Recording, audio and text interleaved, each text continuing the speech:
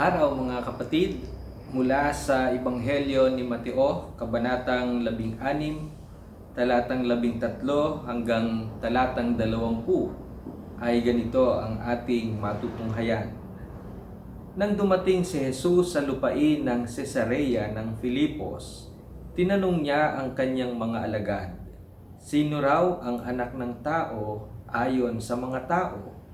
At sumagot sila, "Ang sabi po ng ilan ay si Juan Bautista kayo. Sabi naman ng iba, si Elias kayo. At may nagsasabi pang si Jeremias kayo at isa sa mga propeta. Kayo naman, ano ang sabi ninyo?" "Sino ako?" tanong niya sa kanila.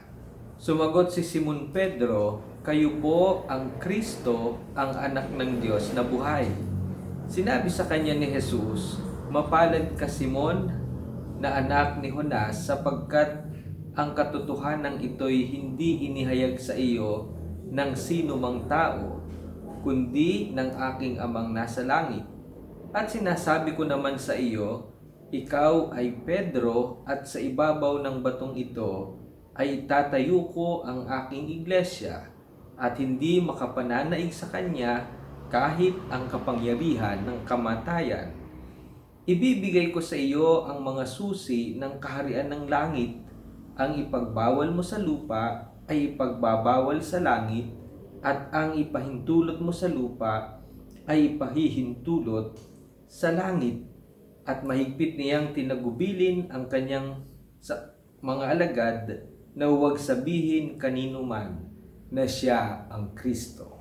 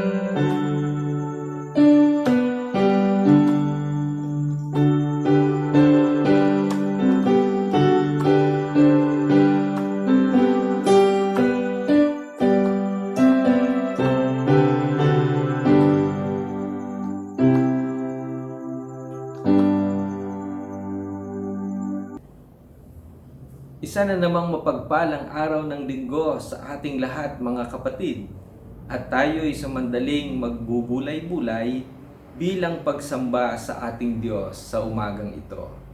Ang teksto natin ay mula sa Ebanghelyo ni Mateo, Kabanatang 16, talatang 13 hanggang 20. Isa sa mahalagang tagpo sa mga talatang ito ay ang katanungang binitawan ni Jesus sa kanyang mga alagad. "Who do people say that the Son of Man is?" Mula sa katanungang ito, ano-ano ang nais ipaunawa sa atin ng Panginoon? Una, nais niyang ipaunawa sa tao ang layunin ng kanyang pagliligtas. Matapos sabihin ng mga alagad kung ano ang pagkakakilanlan sa kanya ng mga tao, ay inadres din ni Jesus ang katanungang ito ng personal sa kanyang mga alagad. Kayo naman, ano ang sabi ninyo? Sino ako? Tanong niya sa kanila.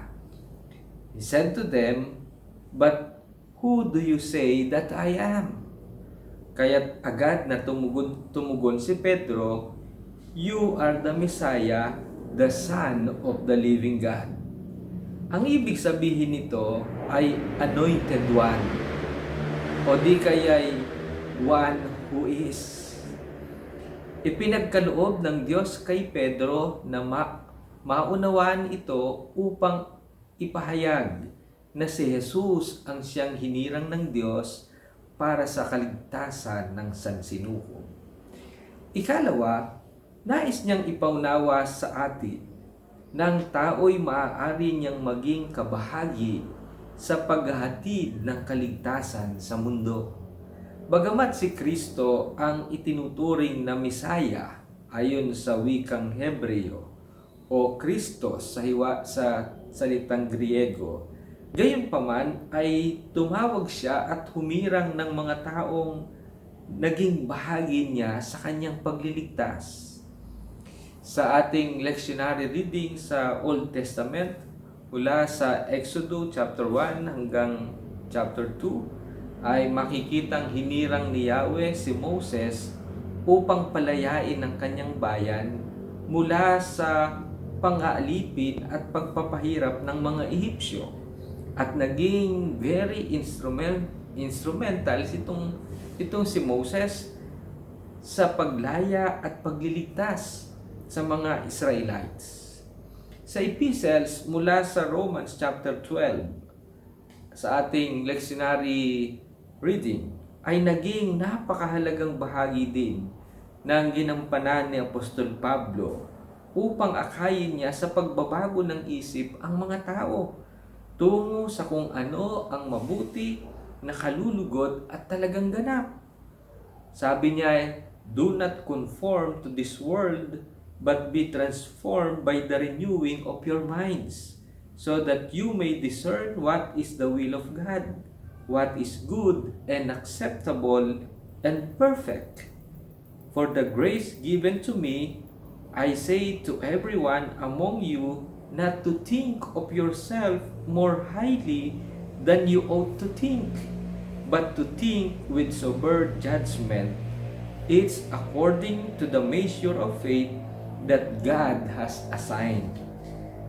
Ito ang panawagan ni Apostol Pablo. Ikatlo, sa pamagitan nito ay nais niyang ipaunawa sa tao na nakahanda siyang tulungan tayo sa pakikibahagi nating makamit ng mundo ang kaligtasang inilaan niya para sa atin.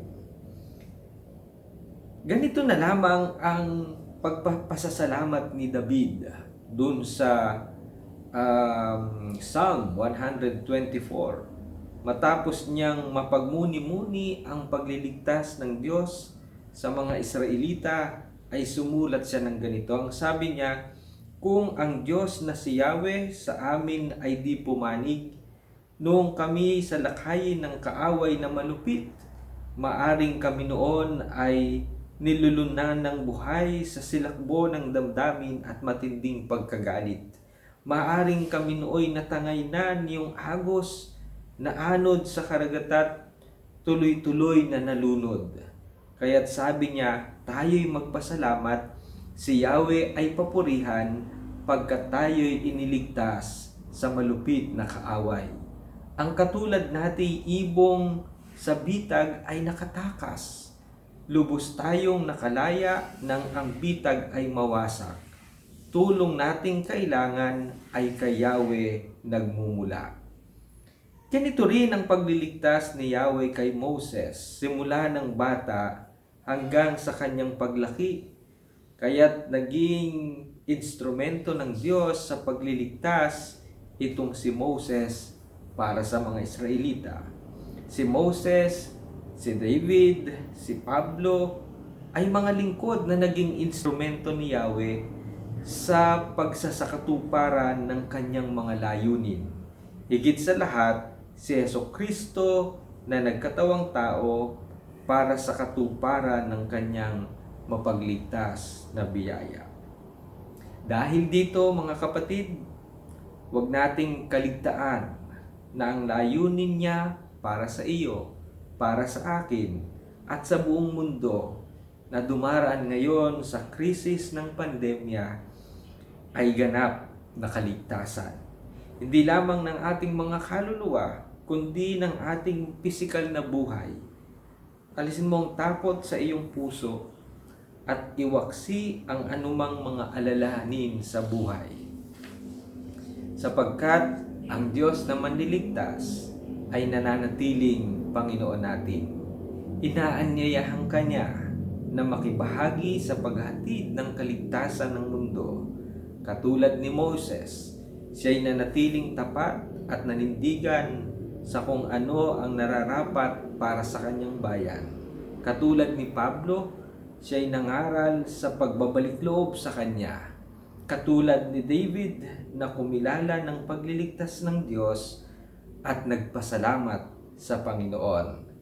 Tayo din naman na nagtitiwala at umaasa sa Kanya ay Kanyang tutulungan at sasamahan tayo sa ating mga pamumuhay, lalong-lalo na sa pakikibahagi natin sa Kanyang mga layunin.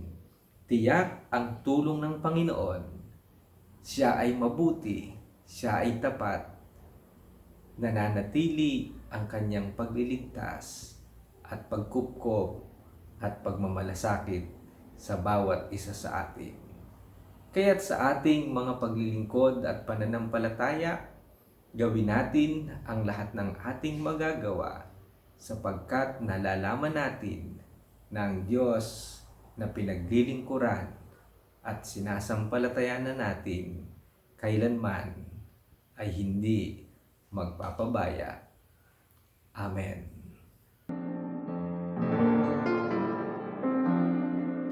There's a call going out across the land in every nation,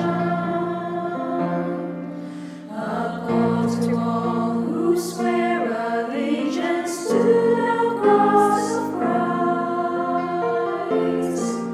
a call to true humility, to live our lives responsibly, to deepen our devotion to the cross at any price. Let us then be sober, moving only in the Spirit,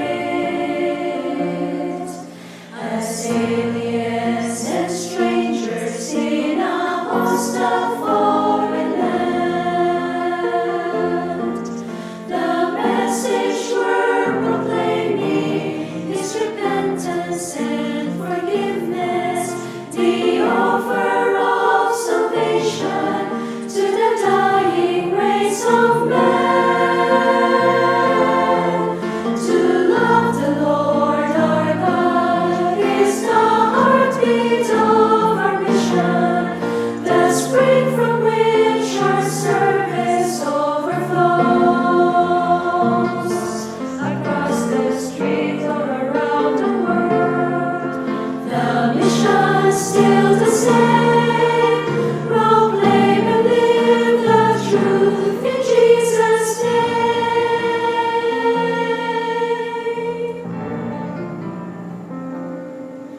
As a candle is consumed by the passion of the flame,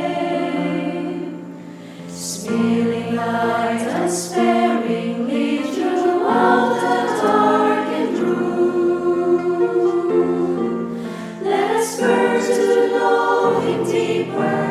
Let the service flaming bright will radiate His passions and blaze with holy light. To love the Lord our God is the heartbeat of our mission, the spring from which our service overflows. Across the street or around the world,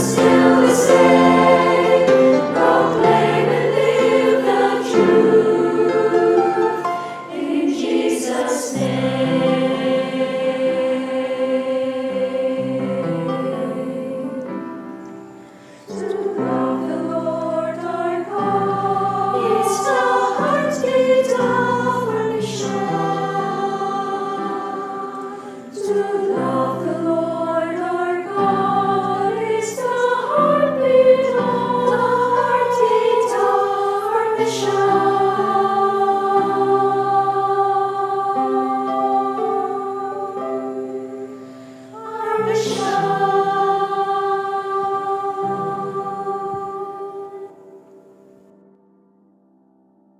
Tayo'y manalangin. Banal at makapangyarihan naming Panginoon, nagpapasalamat po kami sapagkat Ikaw ang Diyos na naghahari sa mundo. Nananatili kang Panginoon namin, Diyos na makapangyarihan at nakahihigit sa lahat. Nananatili ang iyong layunin na kami tulungan at kami iligtas. Kami iahon mula sa dusa na pinagdaraanan ng buong mundo ngayon. Umaasa kami, O dakilang Panginoon, na darating ang panahon, darating ang araw ng bukas, na papawiin mo na po itong pandemic na ito. Tutulungan niyo po kami, tutulungan niyo ang mundo na maging malinis at maging malaya sa anumang uri ng karamdaman, sa anumang uri ng kahirapan, at sa anumang pinsala na ginagawa ng virus na ito. Panginoon, nilalapit po namin sa iyo ang Jose L. Valencia Congregations na binubuo ng aming mga kapatid.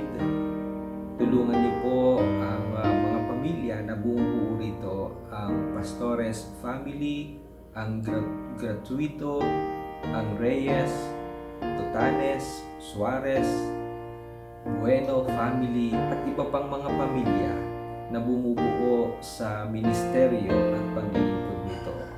Dalangin po namin ang patuloy na kagalingan para sa pisikal na pangangatawan ng aming mga kapatid at mga kamanggagawa, lalong-lalo na po si Dr. Zenaida Lumba na ngayon ay nasa pagamutan pa. Iunat mo po ang iyong mapagpalang kamay sa kanya. Padaluin mo po ang iyong banal na kapangyarihan na magbibigay ng lakas at kagalingan sa kanyang pisikal na pangangatawan. Ang kapatid na Joel Pastores, ang kagalingan, ang provision mo, ang maranasan ng buo niyang sambahayan. Ang kapatid na Eddie Blanco Sr., patuloy na kalakasan mo ang ipagkaloob sa kanya, ang kagalingan na nagmumula sa iyo, O dakilang Panginoon. Salamat po sa kagalingan ng ni Deacon Sheila Binuya mula po sa karamdaman, mula sa pagkakasakit, ay binangon mo po siya at patuloy na kagalingan, ganap na kagalingan at kalakasan ang ipagkaloob mo po sa kanya. Ganon din po ang matagumpay na pag-undergo ni Aileen sa kanyang sa isang procedure. Salamat po sa katagumpayan nito. Kine-claim namin na mula sa iyo ang katagumpayan at ganap na kagalingan at kalakasan ng pagkaloob mo po sa kanya. Maraming salamat po sa mga bagay na ginawa mo at patuloy na gagawin sa aming mga buhay. Ang mga pamilya, ang mga individual na dumadaan sa iba't ibang kalagayan at karanasan at maging sa iba't ibang pangangailangan. Panginoon, Ikaw po at ang iyong kapangyarihan ang patuloy naming maranasan. Salamat po sa iyo, O dakilang Panginoon. Pinapupurihan ka namin sa iyong kabutihan at katapatan sa bawat isa. Ito ang aming dalangin sa pangalan